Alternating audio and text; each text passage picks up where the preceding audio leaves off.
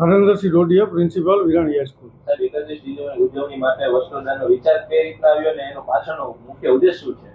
છેલ્લા 12 વર્ષથી વિરાણી હાઈસ્કૂલ દ્વારા વસ્ત્રદાન મહાદાન સેવાની રૂપ અંતર્ગત આ કાર્યક્રમ જે કરવામાં આવે છે.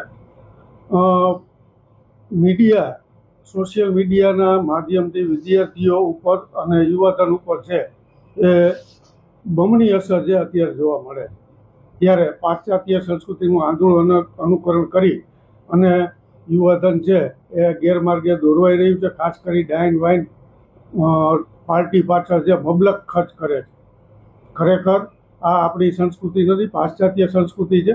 અને ખાસ કરી અને ભારતીય સંસ્કૃતિને ઉજાગર કરવાના હેતુથી વિદ્યાર્થીઓ દ્વારા છે એ છેલ્લા 12 વર્ષથી સેવાની રૂપ અંતર્ગત વસ્ત્રદાન મહાદાન હેઠળ આ કાર્યક્રમ કરવામાં આવે છે, જેમાં વિદ્યાર્થી પોતાના ઘરેથી તથા અડોશ પડોશમાંથી છે પહેરવા લાયક વસ્ત્રો છે એકત્રિત કરી સ્કૂલની અંદર છે એ અર્પણ કરે છે. અને અલગ અલગ એનજીઓની મદદથી રાજકોટ શહેરની ઝૂંપડપટ્ટીમાં જરૂરિયાતમંદોને આનું વિતરણ કરવામાં આવે છે. સામાજિક યોગદાન પણ આની અંદર છે લેવામાં આવે છે. ખાસ કરી જૂના વિદ્યાર્થીઓ જે સોશિયલ મીડિયાના માધ્યમથી જેને ખ્યાલ આવે છે, કારણ કે 12 વર્ષથી આ પ્રવૃત્તિ થઈ રહી છે, ત્યારે સ્કૂલની આસપાસના લોકો પણ 31 ડિસેમ્બરની રાહ જોઈને બેઠા હોય છે અને સ્કૂલની અંદર છે એ વસ્ત્રો છે ડોનેટ કરતા હોય છે.